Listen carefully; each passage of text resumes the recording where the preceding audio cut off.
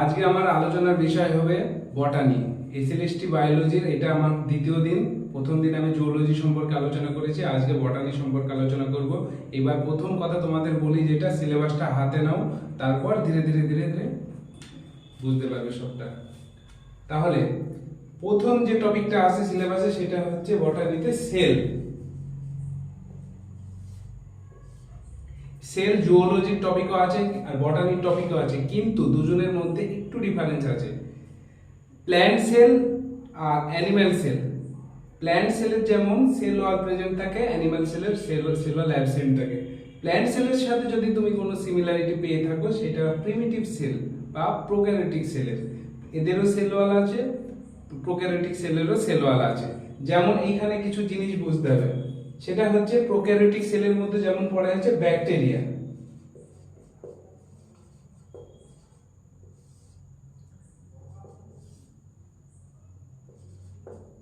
এবার ব্যাকটেরিয়া, তারপরে ফানজাই,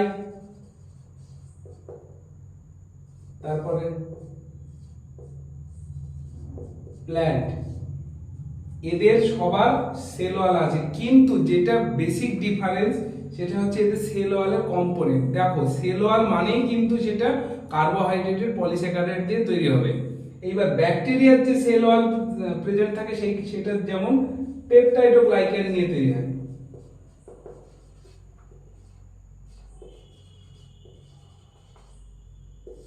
সেখানে ফানজাইয়ের যে সেল ওয়াল থাকে সেটা হচ্ছে কাইটিন। আর প্ল্যান্টের সেল ওয়াল যেটা সেটা হচ্ছে মেইনলি সেলুলোজ। সেলুলোজ দিয়ে তৈরি হয়। তিনটেই কিন্তু কার্বোহাইড্রেট, কিন্তু এখানে তোমাদের যেটা ডিফারেন্সটা এখানে বুঝতে হবে, সেটা কার্বোহাইড্রেটের কিন্তু অবশ্যই এগুলো যেহেতু পলিস্যাকারাইড তাই পলিমার দিয়ে তৈরি হয়। পলিমারের মধ্যে এখানে ভাগ আছে, যেমন সেলুলোজ। যেমন সেলুলোজ হচ্ছে কি হোমোপলিমার, একটা হোমোপলিমার কার? গ্লুকোজের। কাইটিনটা কি? কাইটিনটা হচ্ছে হোমোপলিমার।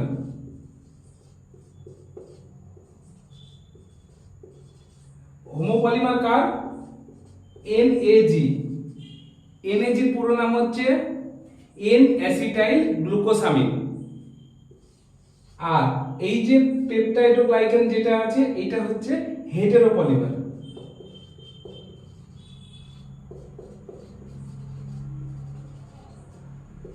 এইটা কার হেটেরোপলিমার?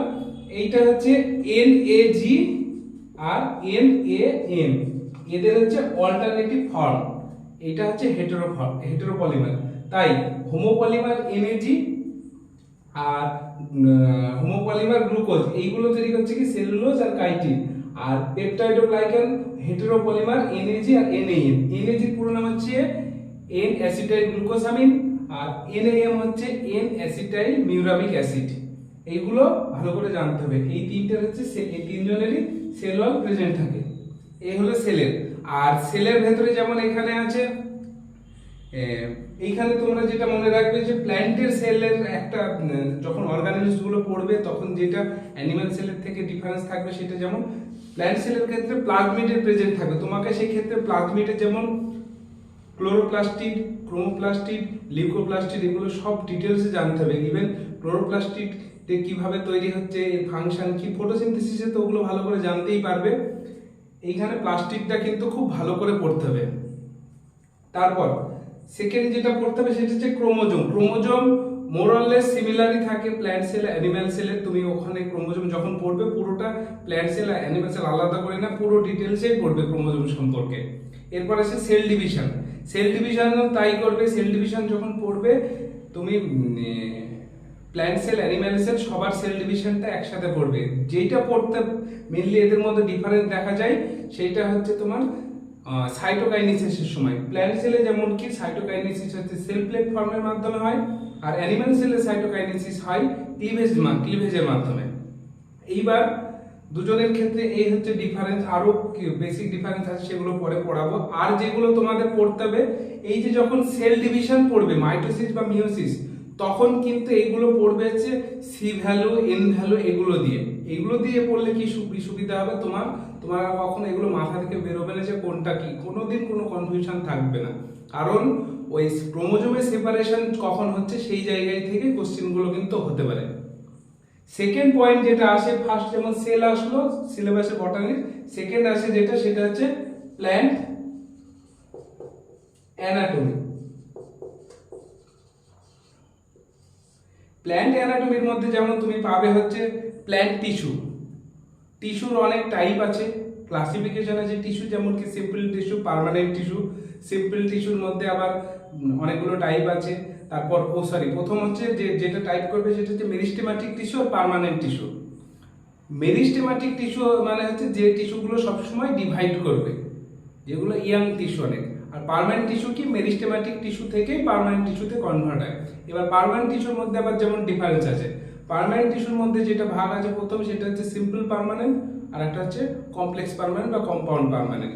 এবার তার আবার টাইপ আছে, সিম্পল পার্মানেন্টের আবার টাইপ আছে, যেমন প্যারেনকাইমা, কোলেনকাইমা, স্ক্লেরেনকাইমা, এগুলো হচ্ছে সব সিম্পল পার্মানেন্ট। এবার জাইলেম, ফ্লোয়েম, এগুলো হচ্ছে সব কম্পাউন্ড পার্মানেন্ট, কমপ্লেক্স পার্মানেন্ট।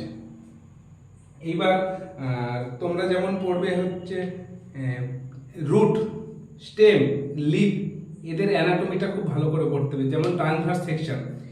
এইটা পড়লে তোমাদের এখান থেকে সুবিধা পাবে যখন অ্যাবসর্পশন অফ রুট পড়বে, যখন ওই যে মিনারেল ওয়াটার ট্রান্সপোর্ট হয় ওইখানে কিন্তু রুটের এই ট্রান্সভার্স সেকশনটা কিন্তু সেক্ষেত্রে কাজে লাগবে, তোমাদের জানতে হবে অ্যানাটমিটা। সেক্ষেত্রে কি কি কোন পার্টটার নাম কি, যেমন কোথায় কি থাকে, কর্টেক্স কি কোথায় থাকে, তারপরে তোমার ভাস্কুলার বান্ডিল কোথায় প্রেজেন্ট থাকে, এগুলো কিন্তু সব ওখানে লাগবে। এরপর আসে কি ইকোলজি আর এনভায়রনমেন্ট, থার্ড পয়েন্ট।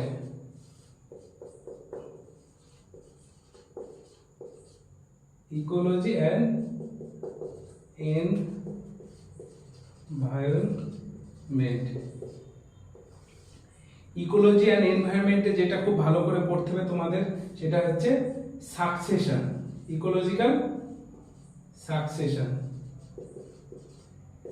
ইকোলজিক্যাল সাকসেশনের দুটো কন্ডিশন আছে। সাকসেশন মানে কি, কোনো ব্যারেন ল্যান্ড বা কোনো অ্যাকোয়াটিক বডি থেকে সেখানে হচ্ছে কি কোনো ম্যাজিক কন্ডিশন বা ফরেস্ট ইকোসিস্টেমকে ডেভেলপ করা। দুটো টাইপ আছে, একটা হচ্ছে হাইড্রাক আর একটা হচ্ছে জেরাক।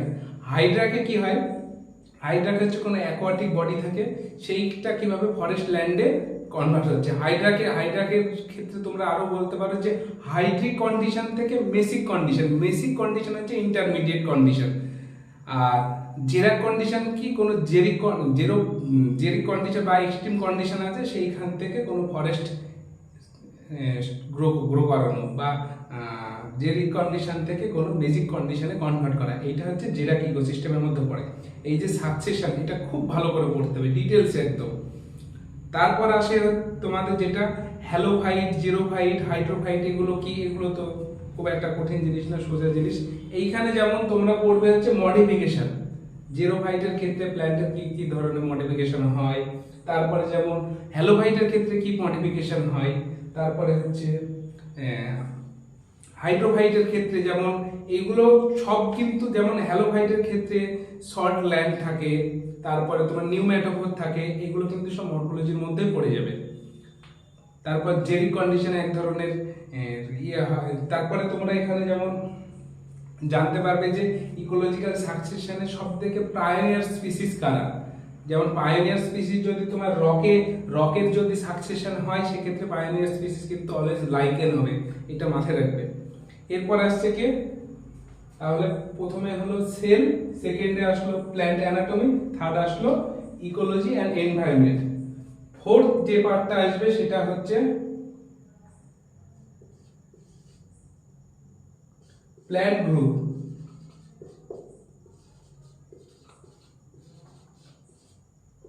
দেখো আমরা আরএস ভিটেকের যে ক্লাসিফিকেশনটাকে ফলো করেছি সেখানে আমরা কি প্ল্যান্ট গ্রুপ পাবো। ফার্স্ট যে প্ল্যান্ট গ্রুপটা পাবো সেটা হচ্ছে অ্যালগি, সেকেন্ড যেটা পাবো সেটা হচ্ছে ব্রায়োফাইট, থার্ড যেটা পাবো সেটা হচ্ছে টেরিডোফাইট, ফোর্থ হচ্ছে জিমনোস্পার্ম, দেন অ্যাঞ্জিওস্পার্ম। এইখানে তোমাদেরকে যেটা জানতে হবে, অ্যালগি মানে অ্যাকোয়াটিক কন্ডিশন থেকে টেরেস্ট্রিয়াল কন্ডিশনে এভলিউশন হচ্ছে, এখানেও দেখো এভলিউশনারি সিকোয়েন্স দিয়েই তোমাকে পড়তে হবে এগুলো। অ্যালগি, অ্যালগির হোক, ব্রায়োফাইট হোক, তারপরে টেরিডোফাইট হোক, সবার কিন্তু তোমাকে অল্টারনেশন অফ জেনারেশনটা প্রথমে পড়তে হবে। অল্টারনেশন অফ জেনারেশন যদি তুমি বুঝতে পারো, এগুলো কোনো সমস্যাই না। অল্টারনেশন অফ জেনারেশন যেমন অ্যালগির ক্ষেত্রে হচ্ছে হ্যাপ্লন্টিক, ব্রায়োফাইটা টেরিডোফাইটা হচ্ছে হ্যাপ্লোডিপ্লন্টিক, জিমনোস্পার্ম অ্যানজিওস্পার্ম এরা হচ্ছে ডিপ্লন্টিক লাইফ সাইকেল দেখা যায় অল্টারনেশন অফ জেনারেশন। এইবার তুমি অ্যালগির ক্ষেত্রে প্রথম তোমাকে যেটা করতে হবে অ্যালগির টাইপস, যেমন কি ক্লোরোফাইসি, তারপরে হচ্ছে রোডোফাইসি, ফিওফাইসি, এইগুলো মনে রাখবে যে অ্যালগির কালারের উপরে বেস করে তোমার কতটা ডেপথে কোন অ্যালগি পাওয়া যায় সেটা ডিপেন্ড করে। মানে যেখানে ধরো সূর্যের আলো ভালোভাবে এন্টার করতে পারে সেখানে ক্লোরোফাইসি পাওয়া যায়, যেখানে ওশিয়ানের ডিপেস্ট পোর্শন যেখানে ভালোভাবে এন্টার করতে পারে না সূর্যের আলো সেখানে পাওয়া যাবে রোডোফাইসিকে। এইগুলোকে ছোট ছোট জিনিস হলে এগুলো লিঙ্ক করে পড়বে, দেখবে কোনোদিন ভুল মাথা থেকে বেরোবে না। তারপরে আসে কি ব্রায়োফাইটা, ব্রায়োফাইটাকে মেইনলি হচ্ছে একটা হচ্ছে হর্নওয়ার্ম আর একটা হচ্ছে লিভারওয়ার্ম, এই দুটো ভাগে ভাগ করা হয়। আর ব্রায়োফাইটাকে বলা হয় প্ল্যান্টের অ্যাম্ফিবিয়ান। এবার ব্রায়োফাইটা কেন অ্যাম্ফিবিয়ান হয় মনে রাখবে, ব্রায়োফাইটার একটা স্টেজ লাইফ সাইকেলে একটা স্টেজ জলে কমপ্লিট হয়, একটা স্টেজ ল্যান্ডে কমপ্লিট হচ্ছে, সেই জন্যই ওদের বলা হয় অ্যাম্ফিবিয়ান প্ল্যান্ট। এরপর আসে কি টেরিডোফাইট। টেরিডোফাইট আর একটা জিনিস মনে রাখবে যে অ্যালগি হোক ব্রায়োফাইট হোক এদের ক্ষেত্রে যেটা সেটা এদের যে প্ল্যান্ট বডিটা এটা থ্যালাস লাইক স্ট্রাকচার, মানে রুট স্টেম লিফ কোনো আলাদা রকম কোনো ডিফারেন্সিয়েট করা যাবে না। কিন্তু এই যে টেরিডোফাইটা, জিমনোস্পার্ম, অ্যানজিওস্পার্ম এদের কিন্তু আলাদা করে, যে টেরিডোফাইটা থেকে শুরু হচ্ছে সবে ডিফারেন্সিয়েশনটা, তারপর জিমনোস্পার্ম অ্যানজিওস্পার্মে অনেক বেশি প্রমিনেন্ট ডিফারেন্সিয়েশনটা। এইবার টেরিডোফাইটাতে তোমাকে যেটা করতে হবে ফার্স্ট ওদের কি রিপ্রোডাক্টিভ অর্গান, সবারই রিপ্রোডাক্টিভ অর্গানগুলো, মোড অফ রিপ্রোডাকশন এগুলো পড়তে হবে, ইকোনমিক ইম্পর্টেন্সও খুব ভালো করে পড়তে হবে। আর টেরিডোফাইটাতে তুমি মনে রাখবে যে এটা হচ্ছে ফার্স্ট ভাস্কুলার ল্যান্ড প্ল্যান টেরিডোফাইটাগুলো। এরপর আসে জিমনোস্পার্ম, জিমনোস্পার্ম আর অ্যানজিওস্পার্মের ফার্স্ট যেটা ডিফারেন্স হচ্ছে একটাই হচ্ছে নেকেড সিড আর একটাই হচ্ছে কভার্ড সিড, এইটা মনে রাখবে। জিমনোস আর অ্যানজিওস এই দুটোর হচ্ছে ডিফারেন্স হচ্ছে এটাই। এবার অ্যানজিওস্পার্মে তুমি যেটা পাবে সেটা হচ্ছে অ্যানজিওস্পার্মে মনোকট আর ডাইকটিলেডন। মনোকটের ক্ষেত্রে যেমন কি কটিলেডন হচ্ছে একটাই পাবে জিমনোস্পার্মে, অ্যানজিওস্পার্মে। মনোকটের ক্ষেত্রে এই যে কটিলেডন, একটাই কটিলেডন পেলে, এইটা হলো কটিলেডন, এইটা হচ্ছে প্লুমিউল, এইটা রডিকুল। রডিকুল থেকে মনে রাখবে রুট তৈরি হবে, প্লুমিউল থেকে শুট তৈরি হবে। এরপর এটা হচ্ছে ডাইকট, ডাইকটের এটা প্লুমিউল, এটা রডিকুল, এখানে ডাইকটের দুটো কটিলেডন প্রেজেন্ট থাকে, এই হচ্ছে এটা ডিফারেন্স। এটা তাহলে এবার প্ল্যান্ট গ্রুপটা হলো, প্ল্যান্ট গ্রুপের সবগুলোর কিন্তু অ্যালগি হোক, ব্রায়োফাইটা হোক, টেরিডোফাইটা হোক, সবার ইকোনমিক ইম্পর্টেন্সটা খুব ভালো করে জানতে হবে। এবার 4 নম্বর তাহলে প্ল্যান্ট গ্রুপটা কমপ্লিট হলো। 5 নম্বর যেটা আসছে সেটা হচ্ছে প্ল্যান্ট প্যাথোলজি। প্ল্যান্ট প্যাথোলজিতে তোমাদের যেটা জানতে হবে প্যাথোজেনটা কি, যে কোনো ডিজিজ তার কজাল অর্গানিজম এইগুলো জানতে হবে শুধু। আর সেগুলোর হচ্ছে ম্যানেজমেন্ট, ওগুলোকে কিভাবে প্রিভেন্ট করব ডিজিজগুলোকে। যেমন একটা আমি এক্সাম্পল দিই, late blight of potato. Late blight of পটাটোর কজাল অর্গানিজমের নাম কি? Phytophthora infestans. Late blight of potato কিন্তু একটা খুব কমন একটা পটাটো ডিজিজ, যেটার জন্য আয়ারল্যান্ডে যেটার জন্য মানে অনেক মহামারী হয়ে গেছিল এই লেড বাইট অফ পটাটোর জন্য।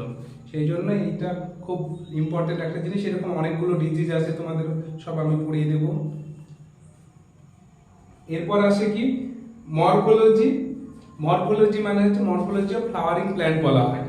দেখো মরফোলজি পার্টে তোমাদের কি কি পড়তে হবে, স্টেম পড়তে হবে, রুট পড়তে হবে, লিফ পড়তে হবে, তারপরে ফ্লাওয়ার পড়তে হবে। এইবার তোমাকে যেটা স্টেমের পড়তে হবে, স্টেমের পার্টগুলো পড়তে হবে, স্টেমের মডিফিকেশনটা এখানে সব থেকে ইম্পর্টেন্ট জিনিস মরফোলজির। তারপর রুটের ক্ষেত্রে রুটেরও মডিফিকেশন করতে হবে, দেখবে রুটের ফুড স্টোরেজ রুট এসব সব অনেক টাইপ আছে, লিপেরও তাই লিপের মডিফিকেশন পাবে, তারপরে লিপের টাইপ পাবে, ভাইলোট্যাক্সি পাবে। এরপর আসে ইনফ্লোরেসেন্সে যেমন রেসিমোস, সাইমোস, কিভাবে ফ্লাওয়ারগুলোর অ্যারেঞ্জমেন্ট হয় তার বেসিসে এইসব ডিফারেন্সগুলো কিন্তু অনেক মানে এগুলো পরীক্ষা আসবে, রেসিমোস কোনটা কোনটা সাইমোস। তারপরে আসে কি রিপ্রোডাক্টিভ অর্গান। রিপ্রোডাক্টিভ অর্গান বলতে অবশ্যই ফ্লাওয়ারকে বলা হয় রিপ্রোডাক্টিভ অর্গান প্ল্যান্টের ক্ষেত্রে। এইবার ফ্লাওয়ারের যেমন পার্টগুলো মনে রাখবে যে 4টে পার্ট, ক্যালিক্স, করোলা, অ্যান্ড্রোসিয়াম, গাইনোসিয়াম। এর মাঝে ক্যালিক্স আর করোলাকে বলা হয় অ্যাক্সেসরি পার্ট, আর অ্যান্ড্রোসিয়াম, গাইনোসিয়াম এদেরকে বলা হয় রিপ্রোডাক্টিভ পার্ট। এইগুলো খুব ভালো করে পড়তে হবে। এখানে যেমন ডবল ফার্টিলাইজেশনটা খুব ইম্পর্টেন্ট।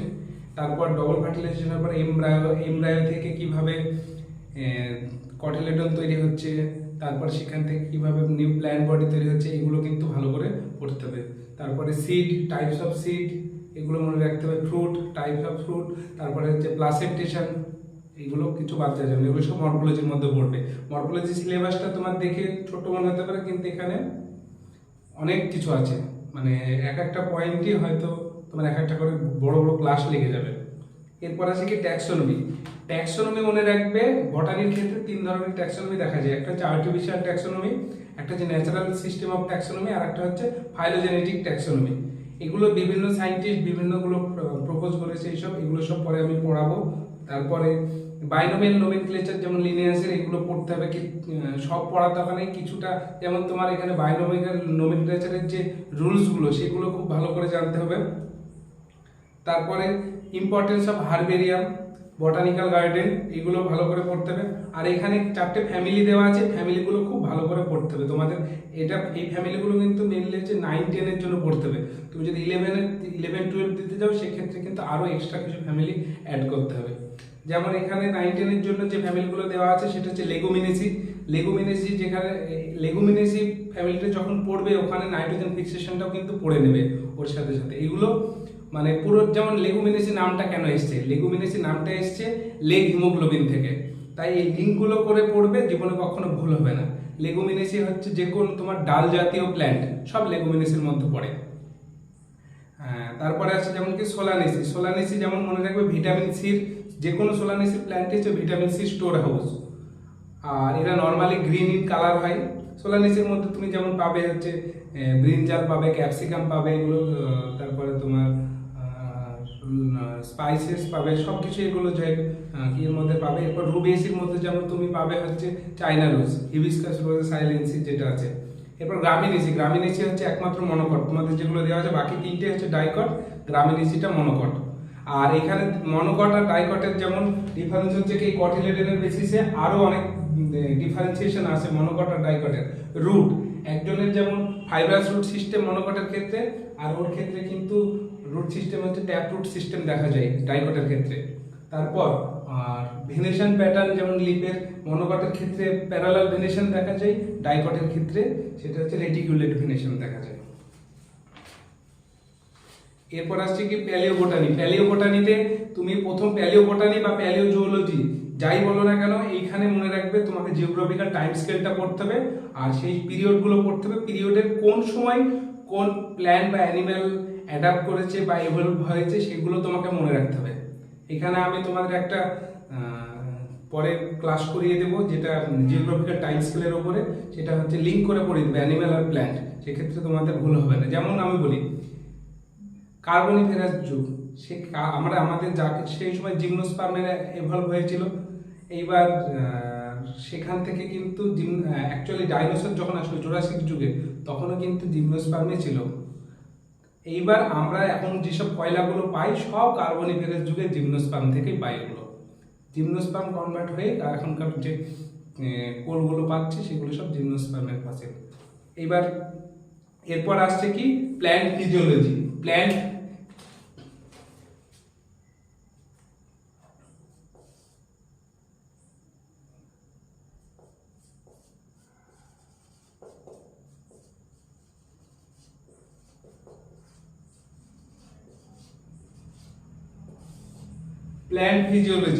ফিজিওলজিটা পুরো লিঙ্ক করে পড়বে। প্ল্যান্ট ফিজিওলজি থেকে হিউজ কোশ্চেন পাবে, বটানি পার্টের মধ্যে সব থেকে বেশি কোশ্চেন হবে প্ল্যান্ট ফিজিওলজি থেকে। দেখো প্ল্যান্ট ফিজিওলজি যখনই পড়বে তুমি কিছু জিনিস কিভাবে পড়বে দেখো।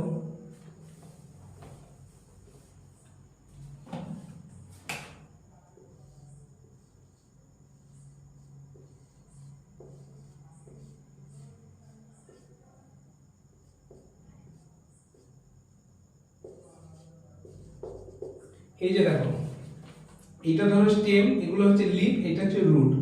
প্ল্যান্ট ফিজিওলজিতে প্রথম যেটা পড়বে absorption of water and minerals. সেই ক্ষেত্রে তোমাকে কিন্তু রুটের অ্যানাটমি খুব ভালো করে জানতে হবে, কিভাবে অ্যাবসর্পশন হয়। এখানে কিন্তু ক্যাসপিরিয়ান স্ট্রিপ অনেক কনসেপ্ট আছে যেগুলো কিন্তু ওয়াটারকে পাস করতে দেবে না, কিন্তু তা সত্ত্বেও ওয়াটার কিভাবে পাস করবে সেই সবগুলো সব কনসেপ্ট এখানে জানতে হবে। এইবার দেখো এখানে অ্যাবসর্পশন অফ ওয়াটার হলো, এবার ওয়াটারটাকে তো তোমাকে এখানে ট্রান্সপোর্ট করতে হবে, কন্ডাক্ট করে দিতে হবে। এই যে লিপেই তো ফটোসিনথেসিসটা হবে, তাহলে এইখান থেকে কে নিয়ে যাবে? এইখান থেকে নিয়ে যাবে হচ্ছে ভাস্কুলার বান্ডিল, সে হচ্ছে জাইলেম। এইবার দেখো জাইলেম থাকলেই যে শুধু ওয়াটারটা ওখানে চলে যাবে সেটা না, ওয়াটার এই যে ট্রান্সপোর্ট হবে তার জন্য থিওরি আছে, যেমন কি একটা হচ্ছে রুট প্রেসার থিওরি আর একটা হচ্ছে ট্রান্সপিরেশন পুল থিওরি। আজকে যদি এই লিফে যদি ওয়াটারের নিড না হয় তাহলে কিন্তু এখান থেকে ওয়াটার সহজে ট্রান্সপোর্ট হবে না জাইলেম দিয়ে, সে যতই ওয়াটার ট্রান্সপোর্ট করুক না কেন জাইলেম।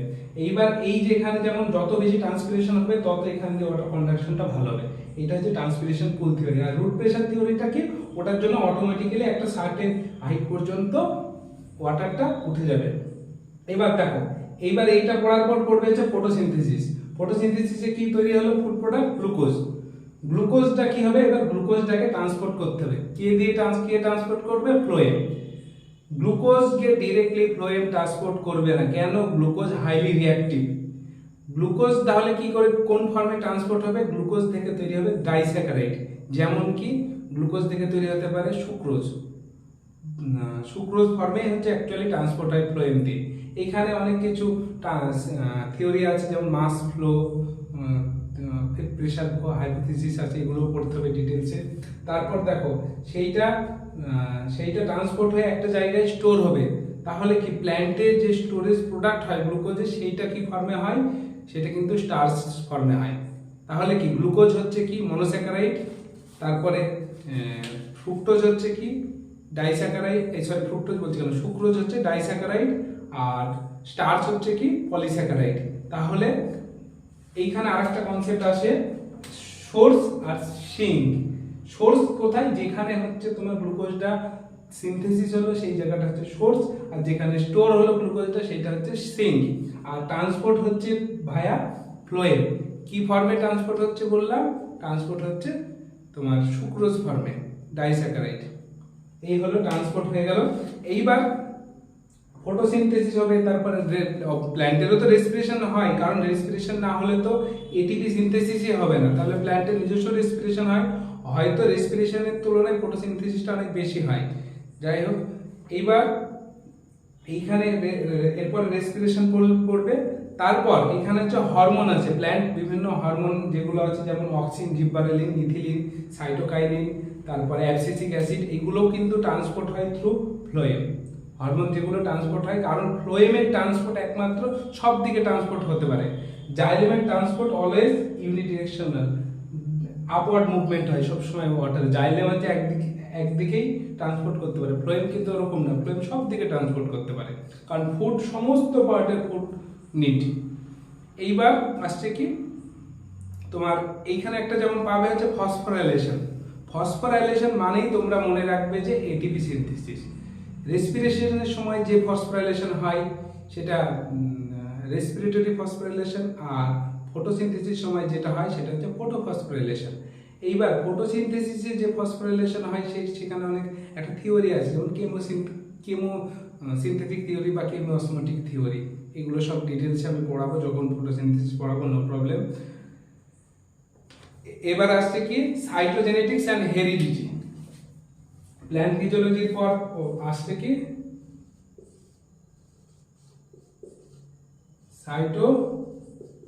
সাইটোজেনেটিক্স and heredity. এটা তুমি বটানি বলে আলাদা করে পড়ার দরকার নেই, যখনই তুমি জেনেটিক্স ধরবে তখনই তুমি এইটা পড়ে রাখবে সাইটোজেনেটিক্সটা।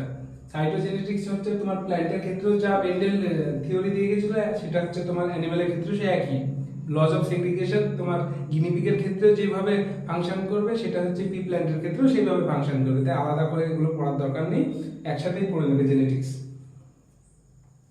এবার তোমাকে যেটা এখানে পড়তে হবে ডারউইনিজম। এখানে ডারউইনিজম যেমন বলেছে, ল্যামার্কিজমটাও পড়তে হবে তোমাকে। ডারউইনিজম আর ল্যামার্কিজম যেটা বলেছিল এটা হচ্ছে ইভলিউশনের উপর বেস করে। ইভলিউশনারি থিওরিগুলো এগুলো কিন্তু পুরো ইভলিউশন বেসিসে পড়তে হবে এখানে। এরপর আসছে কি মাইক্রোবায়োলজি।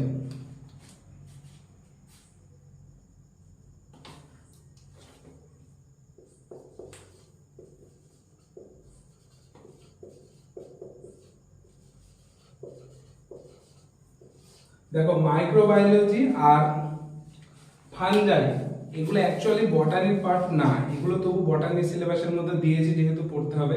এবার দেখো মাইক্রোবায়োলজিতে যেটা তোমাদের খুব ভালো করে পড়তে হবে সেটা হচ্ছে টিএমবি স্ট্রাকচার। টিএমবি যেমন টিএমবিটা কি একটা ভাইরাস। নর্মালি আমরা কি জানি ভাইরাস আরএনএ হয়, সিঙ্গেল স্ট্র্যান্ডের আরএনএ দিয়ে ভাইরাস তৈরি হয়, কিন্তু এই টিএমবি ভাইরাস হচ্ছে ডিএনএ ভাইরাস, ডবল স্ট্র্যান্ডেড। আর টিএমবি বলছি কেন, ব্যাকটেরিওফাজের কথা বলছি। টিএমবি না, টিএমবিটা পড়তে হবে, ব্যাকটেরিওফাজও বলতে হবে। ব্যাকটেরিওফাজ হচ্ছে ডিএনএ ভাইরাস। এবার আসছে কি এইখানে তোমার যেমন নাইট্রোজেন ফিক্সেশন দেওয়া আছে। নাইট্রোজেন ফিক্সেশনের সময় মনে রাখবে যে নাইট্রোজেন ফিক্সেশন মানে কি, নাইট্রোজেনকে কিভাবে আজকে সুইটেবল ফর্মে প্ল্যান্ট ইউজ করতে পারবে। নর্মালি N2 যখন থাকে, দেখো নাইট্রোজেন কিভাবে থাকে, নাইট্রোজেনের মধ্যে ট্রিপল বন্ড প্রেজেন্ট থাকে, এই বন্ড ব্রেক করে সেখান থেকে নাইট্রোজেন প্ল্যান্ট অ্যাবজর্ব কোনোদিন করতে পারবে না। তাহলে এটাকে কিসে কনভার্ট করতে হবে, অ্যামোনিয়াতে কনভার্ট করতে হবে, নাহলে NO3 NO2 এগুলোতে কনভার্ট করবে, তারপর সেখান থেকে প্ল্যান্ট নিজে অ্যাবজর্ব করবে। এবার দেখো অ্যামোনিয়া যদি প্ল্যান্ট কি করে, লেগুমিনাস প্ল্যান্টরা এখান থেকে অ্যামোনিয়া তৈরি করে। অ্যামোনিয়া কিন্তু হাইলি পয়জনাস, অ্যামোনিয়া কিন্তু ট্রান্সপোর্ট করতে পারবে না। তাহলে কি কি আছে এখানে, একটা কনসেপ্ট আছে ফেট অফ অ্যামোনিয়া, এটাও পড়তে হবে কিন্তু এখান থেকে। ওগুলো পড়িয়ে দেবো, এটা নিয়ে চিন্তা করার কিছু নেই। এবার দেখো ভাইরাসের জেনারেল প্রপার্টিজ আছে। ভাইরাসের জেনারেল প্রপার্টিজ বলতে সেরকম বিশেষ কিছু থাকে না। ভাইরাসে যেটা থাকে সেটা ভাইরাসের আউটার সারফেসে থাকে ক্যাপসিড, যার ইউনিট হচ্ছে ক্যাপসোমিয়ার, আর ভেতরে যেটা থাকে সেটা নিউক্লিক অ্যাসিড। নিউক্লিক অ্যাসিড হতে পারে সে আরএনএ, হতে পারে সেটা ডিএনএ। এইবার দেখো নর্মালি ভাইরাসের ক্ষেত্রে আরএনএ দেখা যায়, আরএনএ ভাইরাস যেগুলোকে রাইনো ভাইরাস বলা হয়। এইবার তোমাকে রাইনো ভাইরাসের মধ্যে যেমন পড়তে হবে HIV AIDS-টা খুব ভালো করে পড়তে হবে। HIV AIDS-টা তুমি পেয়ে যাবে হচ্ছে জুওলজি ডিজিজের মধ্যে, ওখানে পড়তে হবে এটা HIV AIDS। এইখানে খুব দারুণ দারুণ কনসেপ্ট আছে, জেনেটিক্স পড়ে তবেই এগুলো পড়তে হবে। যাই হোক আজকে তাহলে বটানি আলোচনা এখানেই শেষ করছি। আর তা শেষ করার আগে আরেকবার তোমাদের রিমাইন্ড করিয়ে দিই, সেটা হচ্ছে প্রথমে যেটা পড়বে সেটা সেলের সেল ওয়াল কম্পোনেন্ট, যেটা অন্য আদার্স অ্যানিমাল সেলের সাথে যে ডিফারেন্সিয়েশন বা এদের নিজস্ব যে সেল ওয়ালগুলো ডিফারেন্সিয়েশন, এগুলো খুব ভালো করে পড়তে হবে। তারপরে আসে কি প্ল্যান্ট অ্যানাটমি আসে, সেলের পর আসে প্ল্যান্ট অ্যানাটমি। তারপরে আসে কি ইকোলজি অ্যান্ড এনভায়রনমেন্ট। তারপরে আসে ইকোলজি, প্ল্যান্টের গ্রুপগুলো আছে। তারপরে আসে প্ল্যান্ট প্যাথোলজি আসে। তারপরে সাইটোলজি আছে, মাইক্রোবায়োলজি আছে, তারপরে প্ল্যান্ট ফিজিওলজি আছে। এখানে একটা মিস হয়েছে, আর একটা পয়েন্ট যেটা মিস হয়ে গেছে, যেটা বলেছি কিন্তু এখানে লেখা হয়নি, সেটা হচ্ছে প্যালিওবোটানি।